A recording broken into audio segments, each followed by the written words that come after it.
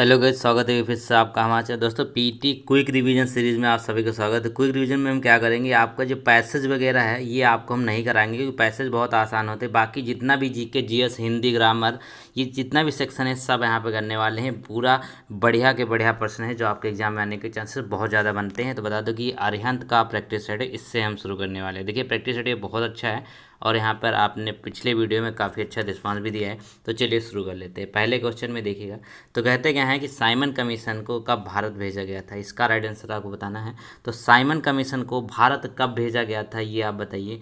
तो बेसिकली इसका right answer हो जाएगा यहाँ पर 1928 में। ठीक है, साइमन गो बैक के नारे आप याद रखेंगे इसमें।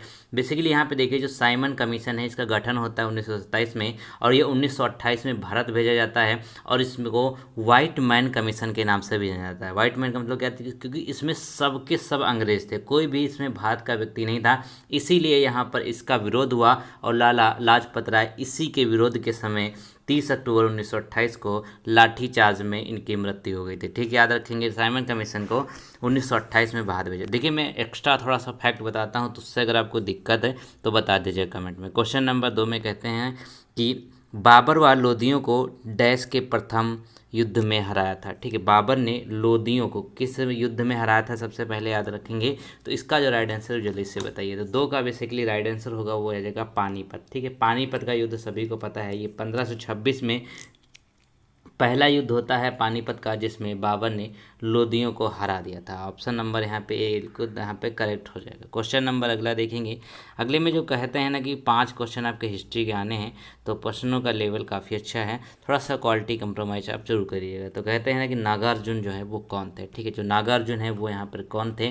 तो इसका जो राइट आंसर है दोस्तों वो क्या हो जाएगा। देखिए बौद्ध धर्म 2 शाखाओं में बटा हुआ था, महायान और हीनयान। तो महायान जो बौद्ध था ना उसके ये यहाँ पे ये कहते हैं अनुयायी थे नागार्जुन, याद रखेंगे ये आपका राइट आंसर हो जाएगा। तो बेसिकली ये बौद्ध धर्म से संबंधित हैं, तो आपका डी करेक्ट हो जाएगा यहाँ पर। अगर बौद्ध धर्म में और घुस के पूछता है तो आप याद रखें महायान बौद्ध धर्म जो था उसके संपादक थे। ठीक, इनकी कुछ रचनाएं हैं वो भी बहुत अच्छी हैं, जैसे कि इनका है कि प्रज्ञा पारमिता सूत्र इनकी प्रमुख रचना है, जिसमें इन्होंने मध्यमिका दर्शन का विवरण किया है। ठीक है, ये भी पूछा जाता है। क्वेश्चन नंबर देखिए 4 में क्या कहते हैं कि हर्षवर्धन की मृत्यु के बाद डैश राजाओं ने कन्नौज पर शासन किया था। ठीक, हर्षवर्धन जो मर गए थे उसके बाद किसने शासन किया था। कि हर्षवर्धन से रिलेटेड प्रश्न जो आता है वो आप बताएंगे। तो देखिए इसमें एक क्वेश्चन आता है हर्षवर्धन से रिलेटेड कि इनके समय में कौन सा चीनी यात्री आया था, तो हो जाएंगे हैंसोंग। ठीक, हैंसोंग, हाथ से हैंसोंग, हाथ से हर्षवर्धन, याद रखेंगे। तो 4 का राइट आंसर हो जाएगा सी वाला। प्रतिहार वंश का इसके बाद शासन हो गया था जब हर्षवर्धन की मृत्यु हो गई थी। ठीक है, याद रखेंगे। और श्री राम के लिए बेसिकली यहाँ पे देखिएगा अभी जो प्रतिहार थे इनको कहते हैं श्री राम के वंशज माना जाता है। ठीक है, और इसकी स्थापना किसने करी थी, प्रतिहार वंश की नागभट्ट ने। ठीक है, नागभट्ट इनके वास्तविक संस्थापक भी माने जाते हैं। क्वेश्चन नंबर देखिए अब अगला को देखें। कहते क्या है आपका 5 में कि स्वतंत्र भारत के प्रथम भारतीय व अंतिम गवर्नर जनरल कौन थे। अब जो स्वतंत्र भारत हुआ ना उसके प्रथम व अंतिम गवर्नर जनरल कौन थे। ठीक है, तो याद रखेंगे 5 का राइट आंसर हो जाएगा वो जगह ए, राजगोपालाचारी। ठीक है, चक्रवर्ती राजगोपालाचारी जो हैं वो 1948 से 26 फरवरी 1950 तक भारत के गवर्नर जनरल रहे। तो इसका मतलब क्या है, ये भारत के पहले और अंतिम गवर्नर जनरल थे और ये भारतीय थे। ठीक है, और इनको राजा जी के नाम से भी जाना जाता है, किसके, राजा जी के नाम से भी इसको जाना जाता था। ठीक है, ये हो गया आपका करेक्ट आंसर। क्वेश्चन नंबर यहाँ पे देखिएगा 6 में क्या कहते हैं ना कि निम्नलिखित में से किस आंदोलन से 1857 ईस्वी के प्रथम स्वतंत्रता संग्राम के बाद पहली बार ब्रिटिश राज की नींद तक उड़ गई थी। ठीक है, ये बताना है आपको। तो 6 का बेसिकली राइट आंसर क्या है कि असहयोग आंदोलन। असहयोग आंदोलन देखिए आप लोग हल्के में ले लेते हैं, इसमें हुआ कुछ नहीं था, बल्कि असहयोग आंदोलन जो था ना वो बेसिकली बहुत अच्छा आंदोलन यहाँ पे था, जिसका गांधी जी ने इसकी बेसिकली शुरुआत करी थी। तो याद रखेंगे इसके नेतृत्व में, क्योंकि 1920 के यहाँ पे डेट भी इसकी याद रखें, 1920 में असहयोग आंदोलन था। अब ये वापस भी ले लिया गया था। देखिएगा जब चौरा चौरी कांड हुआ था ना 1922 में, 5 फरवरी 1922, ये भी डेट याद रखेंगे। तो उस समय असहयोग आंदोलन को गांधी जी ने स्थगित कर दिया था। ठीक है, तो ये हो गया आपका करेक्ट आंसर। तो गाइस क्वेश्चन नंबर 7 देख लेते हैं। तो इसमें कहते क्या है कि निम्नलिखित में से कौन सी सिफारिश हंटर कमीशन द्वारा करी गई थी। अब एक कमीशन है हंटर कमीशन है, बहुत ही फेमस है। तो याद रखेंगे इसका जो राइट आंसर होगा बेसिकली यहाँ पर स्त्री शिक्षा से होगा। ठीक है, हंटर कमीशन के द्वारा स्त्री शिक्षा से रिलेटेड है। अब यहाँ पे अगर स्त्री शिक्षा ना दिया हो फिर भी ये किससे रिलेटेड है, शिक्षा से संबंधित रहता है। तो ऑप्शन नंबर डी यहाँ पे करेक्ट हो जाएगा, स्त्री शिक्षा से संबंधित है हंटर कमीशन या फिर हंटर आयोग। क्वेश्चन नंबर 8 में देखेंगे तो कहते हैं क्या कि निम्नलिखित में से कौन सा प्रसिद्ध वाक्य एक अनियंत्रित कलम नष्ट करने की सेवा करती है के लिए जाना जाता है। ठीक है, एक प्रसिद्ध वाक्य है तो ये किसका है कि एक अनियंत्रित कलम नष्ट करने की सेवा करती है के लिए जाना जाता है। तो याद रखेंगे 8 का जो राइट आंसर है बेसिकली सी हो जाएगा। महात्मा गांधी के द्वारा इस वाक्य को कहा गया था, ये आपका करेक्ट आंसर हो जाएगा। ठीक है, याद रखेंगे। चलिए क्वेश्चन नंबर अगला। इससे पहले एक चीज़ बता दूं कि अगर आपको पीडीएफ चाहिए, आप लोगों के लिए पीडीएफ बनवाई गई है बाकायदा, तो आप सिर्फ 72 38 40 पर आप हमको व्हाट्सअप कर दीजिएगा, वहाँ से आपको पीडीएफ मिल जाएगी।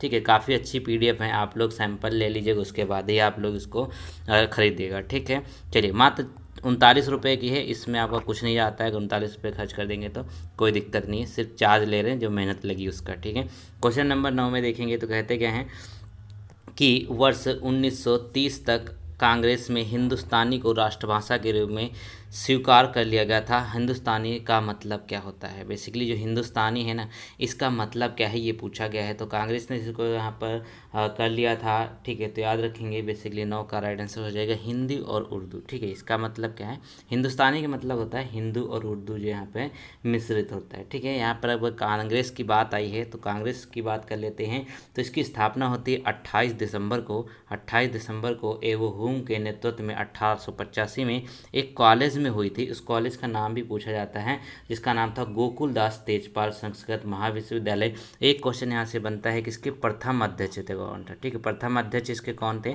वो हो जाएंगे यहाँ पर आपके विमोश यानी कि WC बनर्जी, ये इसके प्रथम अध्यक्ष हुआ करते। ठीक है, ये आपका करेक्ट है। अगला क्वेश्चन अगर यहाँ पे हम देखेंगे तो क्या हो जाएगा वो जल्दी से देख लेंगे। ठीक है, कहते हैं यहाँ पे 10 में होम रूल से संबंधित एक क्वेश्चन है। तो होम रूल की अगर बात कर लीजिए तो कहते हैं ना कि किसके द्वारा इसको शुरू किया गया था। तो होम रूल जो है ये 1916 में शुरू किया गया है, पहली बात ये है। और 1917 में हुआ क्या था, 1917 में जो एनी बेसेंट थे उन्होंने कांग्रेस के अधिवेशन की अध्यक्षता करी थी। अब इसका जो राइट आंसर है दोस्तों ये एनी बेसेंट ही होगा कि एनी बेसेंट के द्वारा ही होम रूल लीग आंदोलन शुरू किया गया था। तो ये आपका करेक्ट आंसर हो जाएगा। ठीक है, चलिए क्वेश्चन नंबर ये हो गया आपका। अगला देखेंगे, अगले में कहते क्या है कि जो PVC है ना किसके निर्माण में प्रयोग किया जाता है। PVC का फुल फॉर्म पूछ लिया जाता है तो होगा क्या, यहाँ पर देखिए पॉलीविनाइल क्लोराइड। ठीक है, पॉलीविनाइल क्लोराइड जो है इसका PVC का फुल फॉर्म है।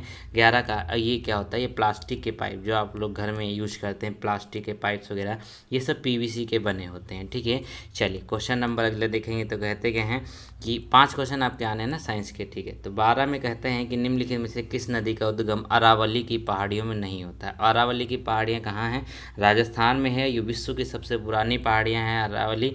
ठीक है, तो 12 में होगा क्या ये देखिएगा। तो ये देखने वाली बात ये है कि चेनाब नदी हो जाएगी। चेनाब नदी का जो उद्गम है ये अरावली की पहाड़ियाँ नहीं हैं। बाकी देखिए जो साहिब नदी है या फिर दोहन नदी या बेड़च नदी, इन सभी का उद्गम स्थल अरावली में आपको देखने को मिल जाता है। ठीक है, याद रखेंगे।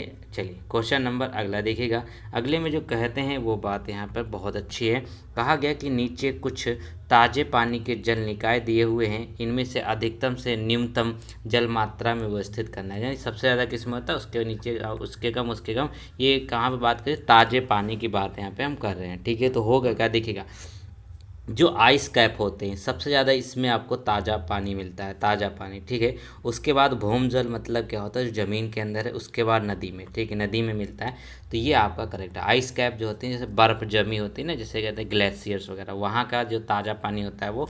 और ये भौम जल है ना, ये आपका ज़मीन से जो आप हैंडपम्प निकालते हैं, नदी तो आप लोग जानते हैं। क्वेश्चन नंबर 14 में देखिए तो कहते हैं कि इस द्वीप समूह के द्वीप में पूर्वी तट पर असमेकित गोलास्मो रोड़े बटियाँ कंकड़ों से बने तूफानी समुद्री किनारे यह संदर्भित द्वीप है। ठीक है, यह कौन सा द्वीप है, ये द्वीप की एक विशेषता बताई गई। तो ये द्वीप जो है वो कौन सा हो जाएगा, तो 14 का राइट आंसर होगा वो हो जाएगा मन्नार की खाड़ी। ठीक, जो मन्नार की खाड़ी है वो गोलास्मो रोड़े बटियों कंकड़ों से बने तूफानी समुद्री किनारा है। ठीक है, ये हो गया आपका करेक्ट आंसर। चलिए क्वेश्चन नंबर देखें यहाँ पे अगला वाला।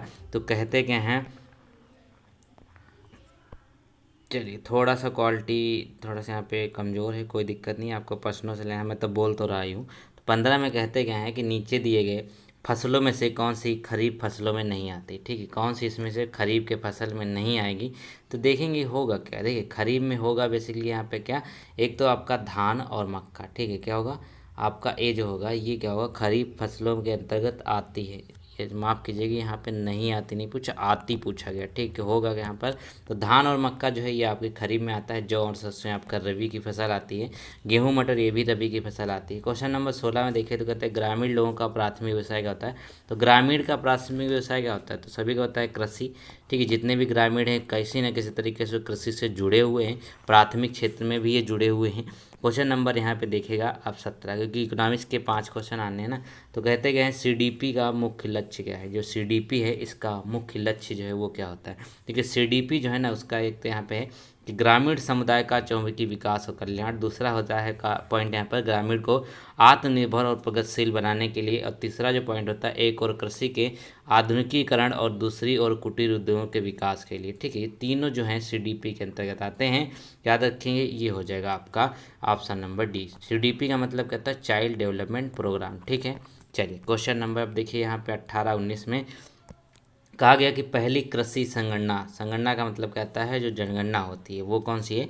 तो 18 का राइट आंसर हो जाएगा 1970-71 में कृषि की पहली जनगणना हुई थी। ऑप्शन नंबर करेक्ट होगा यहाँ पर आपका। चलिए हो गया आपका करेक्ट आंसर। अगला देखेंगे तो कहते क्या हैं यहाँ पे, देखिए बहुत अच्छा क्वेश्चन है कि रानी की वाव जो है ना 16 जो 100 की नोट होती है उसके पीछे छपी होती है। ये भी क्वेश्चन इंपॉर्टेंट, ये पूछा जाता है। तो वह किस राज्य में स्थित, इन्होंने तो पूछा किस राज्य में स्थित है रानी की वाव। तो 19 का राइट आंसर क्या है, वो हो जाएगा गुजरात में, ठीक है, ये गुजरात में स्थित है। याद रखेंगे सरस्वती नदी के तट पर स्थित है और यूनेस्को में इसको शामिल किया जा चुका है 2014 में, ठीक है, यूनेस्को में शामिल है 2014 में। अगला क्वेश्चन जो कहता है ना कि एकीकृत जीएसटी, ठीक है, GST goods and service tax है 1 जुलाई 2017 को ये लागू हुआ। मॉडल है यहाँ पर इसका कौन सा मॉडल है ये आप लोग हमको कमेंट में जरूर बताइएगा। सबसे पहले लागू कहाँ पे हुआ था, ये फ्रांस में हुआ था। चलिए मॉडल बता दो, कनाडा का जो है मॉडल है ये, ठीक है। तो यहाँ पे कहते हैं ना किसके द्वारा संग्रहित होता है। अब जीएसटी जो है ना वो केंद्र सरकार के द्वारा संग्रहित किया जाता है। गुड्स एंड सर्विस टैक्स इसका फुल फॉर्म है। ये पिछली बार पीटी में शायद पूछा गया था ऐसा क्वेश्चन। अगला क्वेश्चन देखिए तो कहते गए हैं कि भारत के उपराष्ट्रपति के पद पर लगातार 2 बार कौन रहा है, ठीक है। जो भारत के पहले उपराष्ट्रपति कौन थे और यहाँ पर लगातार 2 बार भी रहे थे, तो ये होंगे कौन, doctor S Radhakrishnan. Doctor Sarvepalli जो इनका नाम था डॉक्टर सर्वपल्ली राधाकृष्णन भारत के 2 बार ये उपराष्ट्रपति रहे हैं 1952 से 1962 तक लगातार। और इनको 1954 में ही क्या किया गया था, भारत रत्न से सम्मानित किया गया था, ठीक है, ये पूछा जाता है 1954 में भारत रत्न से सम्मानित किया जाता है। अगला क्वेश्चन देखेंगे 22, तो कहता गया है कि भारत के संविधान में कितने मूलभूत कर्तव्य निहित हैं, ठीक है। भारत के संविधान में जो मूलभूत कर्तव्य हैं ना वो कितने हैं, वो 11 कर्तव्य हैं, ठीक है। कितने हैं, 11 कर्तव्य हैं। ये है किसमें, 51 का जो पार्ट का है अनुच्छेद की, वहाँ पर बात कर लेते हैं। तो ये जोड़ा कब गया था, ये जोड़ा गया था 86वां संविधान संशोधन, ठीक है, 86वां संविधान संशोधन 2002 में हुआ, इसके तहत इसको जोड़ा गया था। चलिए हो गया ये आपका करेक्ट आंसर। अगला देखें, अगले में कहते क्या हैं कि भारतीय संविधान की कौन सी अनुसूची आदिवासी क्षेत्रों के लिए प्रावधान करती है, ठीक है। आदिवासी क्षेत्रों के लिए जो प्रावधान करती है कौन सी अनुसूची है, तो 23 का जो करेक्ट आंसर है दोस्तों वो क्या हो जाएगा यहाँ पर, वो होगा आपका डी। 5 और 6 मतलब क्या है, जो अनुसूची 5 है अनुसूची 6। अब देखिए 5 और 6 में डिफरेंट क्या है ये देखिए, थोड़ा सा मैं पढ़ के बताता हूँ आपको। तो कहते क्या हैं कि अनुसूची के अंतर्गत जो 5वीं अनुसूची है ना उसमें अनुसूचित जनजाति के प्रशासन और नियंत्रण से संबंधित अभिलेख होते हैं। और 6 में क्या है, 6 में जैसे आपके पूर्वोत्तर राज्य हैं, ठीक है, जैसे उसमें आसाम, मेघालय, त्रिपुरा, मिजोरम राज्यों में जनजातीय क्षेत्रों के प्रशासन से संबंधित इसमें प्रावधान दिए गए। क्वेश्चन नंबर 24 देखिए तो कहते हैं ना कि संविधान का अनुच्छेद जो जम्मू कश्मीर को विशेष राज्य का दर्जा देता है। तो ये तो प्रश्न ही नहीं हुआ क्योंकि यहाँ पे देखिए ये आपका हट चुका है, ठीक है, ये पुराना क्वेश्चन इसमें डाल दिए हैं, कोई दिक्कत नहीं है। तो जम्मू कश्मीर जो है अब क्या है, वो एकमात्र केंद्र शासित प्रदेश है, ठीक है।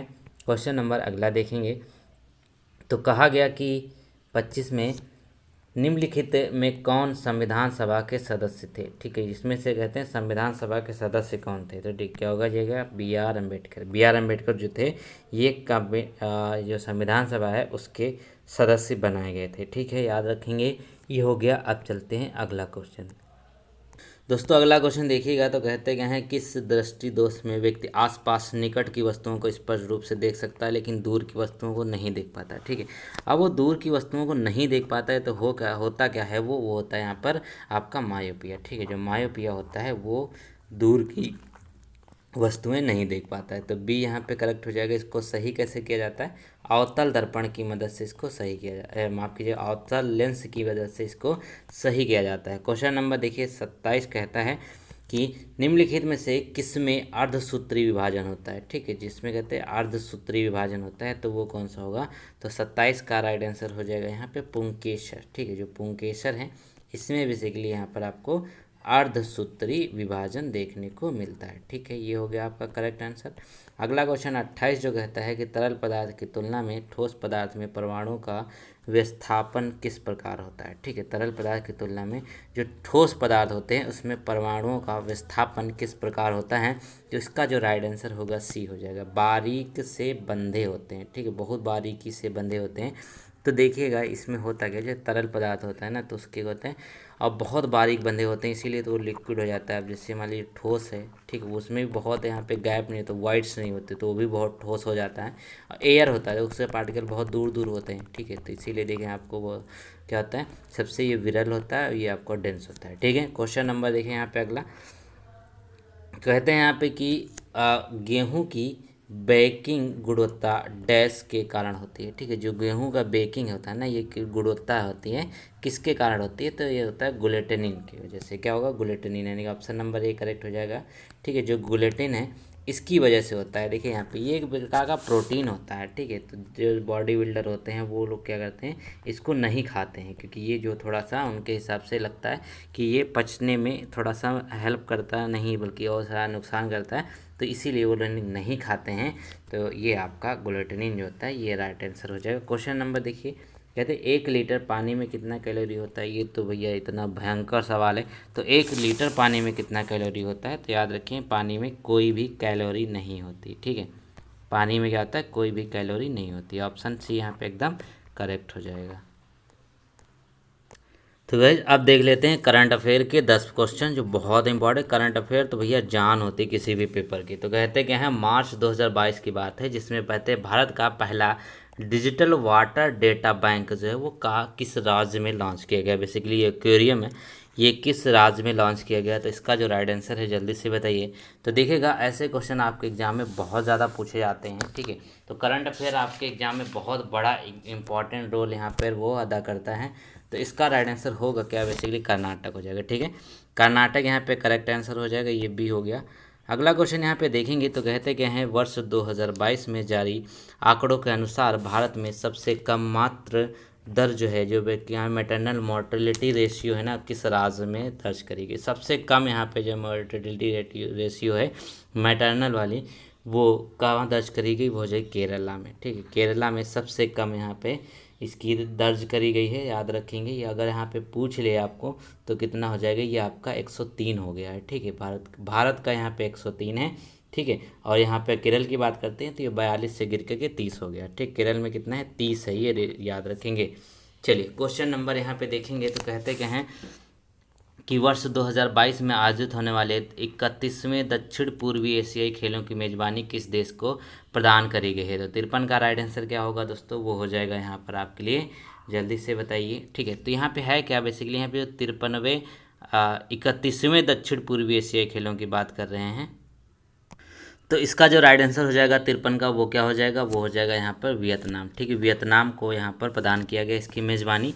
चलिए क्वेश्चन नंबर देखिए यहाँ पे 54 तो कहते हैं कि नो स्मोकिंग डे किस दिन मनाया जाता है? ठीक है, जो नो स्मोकिंग डे है ना, नो स्मोकिंग डे ये किस दिन मनाया जाता है? तो याद रखेंगे इसका जो राइट आंसर है दोस्तों वो हो जाएगा आपके लिए यहाँ पर 54 का सी वाला। ठीक है, क्या होगा? मार्च महीने के दूसरे बुधवार को नो स्मोकिंग डे के रूप में हम सेलिब्रेट करते हैं। क्वेश्चन नंबर देखिए यहाँ पे तो कहते क्या है कि वैश्विक रेटिंग मूडीज जो है ना, मूडीज ने हाल ही में मौजूदा वित्त वर्ष के लिए भारत में जो अनुमान है 9.5 से घटाकर कितने परसेंट कर दी। देखिए पहले इसने क्या कहा था 9.5% जो है इसकी जीडीपी रहने वाली है, लेकिन इसको घटा करके हाल ही में क्या कर दिया गया है, वो कर दिया गया 9.1%। ठीक है, भारत की जीडीपी कितनी 9.1% की यहाँ पे बात करी जा रही। अगला क्वेश्चन देखेंगे तो कहते क्या हैं कि विश्व सतत विकास शिखर सम्मेलन 2022 की मेजबानी किस देश को सौंपी गई है। ठीक है, यहाँ पे विश्व सतत विकास शिखर सम्मेलन 2022 की जो मेजबानी दी गई वो दी गई यहाँ पर भारत को। ठीक है, ऑप्शन नंबर ए करेक्ट हो जाएगा, भारत इसकी मेजबानी करने वाला है सतत विकास शिखर सम्मेलन 2022। क्वेश्चन नंबर अगला कहता क्या है कि किस राज्य, ठीक है, किस राज्य सरकार ने प्री प्राइमरी एवं प्राइमरी छात्रों के लिए परय शिक्षालय नामक से ओपन रूम क्लासरूम लॉन्च करने की घोषणा की है। क्या होगा, परय शिक्षालय नाम से एक ओपन रूम क्लासरूम है ये। तो इसका राइट आंसर क्या होगा, वो हो जाएगा पश्चिम बंगाल। ठीक है, पश्चिम बंगाल ने इसको ओपन करने की बात कही है, ऑप्शन बी यहाँ पे करेक्ट है। अगला क्वेश्चन जो कहता क्या है देखिएगा, तो कहते हैं कि निम्नलिखित में से किस भारतीय स्टार को प्रतिष्ठित लॉरेंस विश्व खेल पुरस्कार ब्रेक थ्रू पुरस्कार से सम्मानित किया गया, नामांकित किया गया, सम्मानित नहीं है नामांकित किया गया है। ठीक है, तो इसका राइट आंसर होगा क्या 58 का, वो हो जाएगा यहाँ पर आपका बी, नीरज चोपड़ा को इससे सम्मानित किया गया है। ठीक है, याद रखेंगे।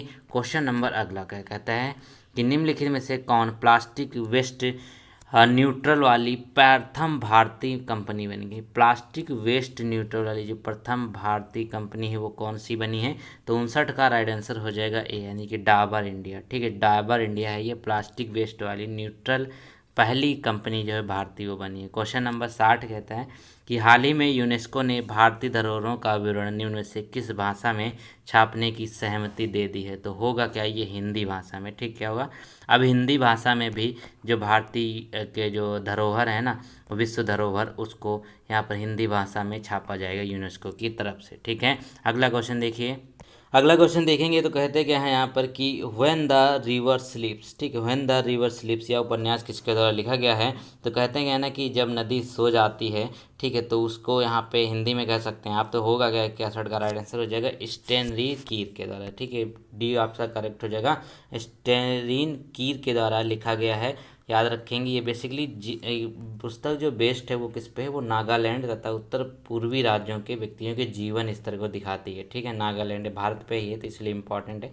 अगला क्वेश्चन कहता क्या है कि कल्पना चावला की मृत्यु किस अंतरिक्ष मिशन में हुई थी। ठीक, किस सन में हुई थी, याद रखेंगे इसका राइट आंसर हो जाएगा ऑप्शन नंबर डी, यानी कि 1 फरवरी 2003 में कल्पना चावला की मृत्यु हो गई थी। कोलंबिया में इन्होंने उड़ान भरी थी जिसका नाम था कोलंबिया।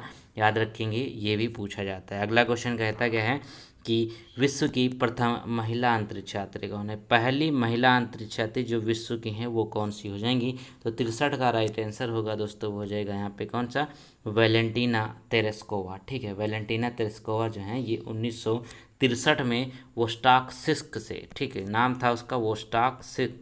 ठीक है, वोस्टॉक 6 या फिर 6 है, इससे ये गई थी। 1963 की बात है, उस समय भी अंतरिक्ष में लोग जाते थे। अगला क्वेश्चन है कि मदर यशोदा अवार्ड किससे दिया जाता है। ठीक है, नाम क्या है, मदर यशोदा, ये अवार्ड किससे दिया जाता है, ये आंगनबाड़ी वर्कर जो होते हैं ना उनको ये अवार्ड दिया जाता है। कौन सा है ये, मदर यशोदा नाम से अवार्ड होता है, आंगनबाड़ी वर्कर्स जो उनको सबको दिया जाता है।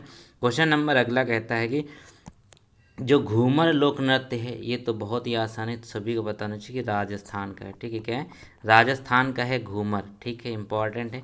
अगला क्वेश्चन कहते हैं यहाँ पर कि चंडीगढ़ के रॉक गार्डन की नींव किसने रखी थी। चंडीगढ़ में जो रॉक गार्डन है ना इसकी नींव जो है किसके द्वारा रखी गई थी, तो इसका राइट आंसर क्या होगा, वो हो जाएगा यहाँ पर ए वाला। ठीक, क्या होगा, नेक चंद सैनी। ठीक है, नेक चंद सैनी के द्वारा इसकी नींव रखी गई।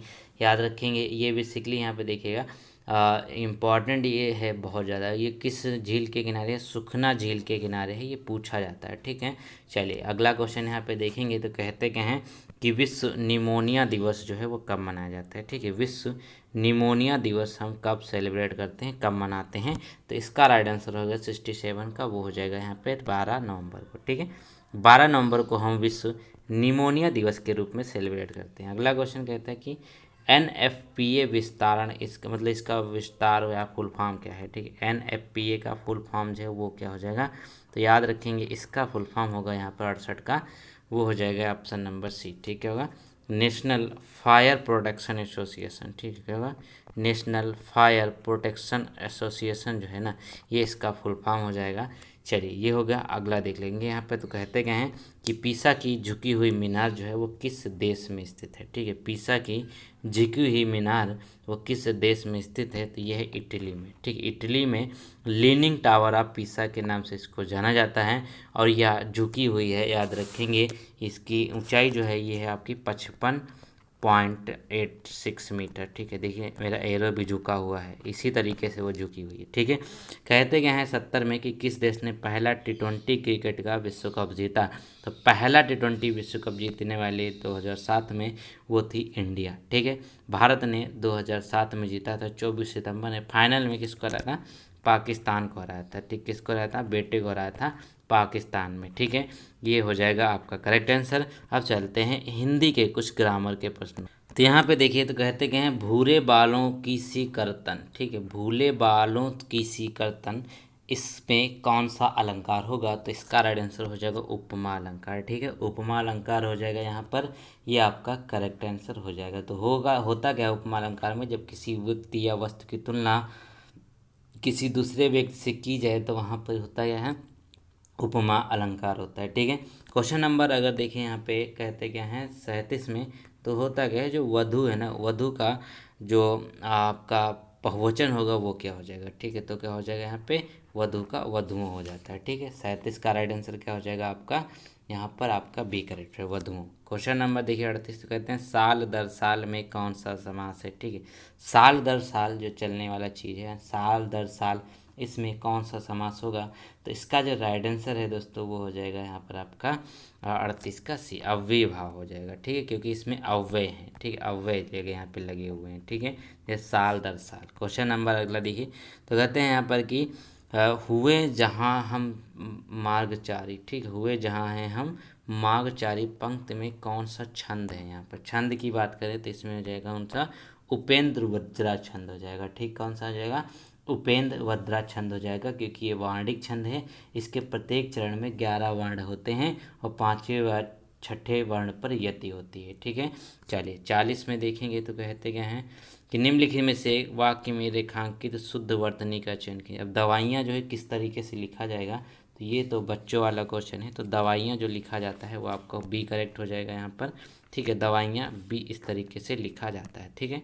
चलिए, तो दोस्तों पीडीएफ के लिए डिस्क्रिप्शन में यहाँ पर जो आपका नंबर दिया हुआ है उस पर आप मैसेज कर दीजिए, आपको मिल जाएगी। Thank you so much.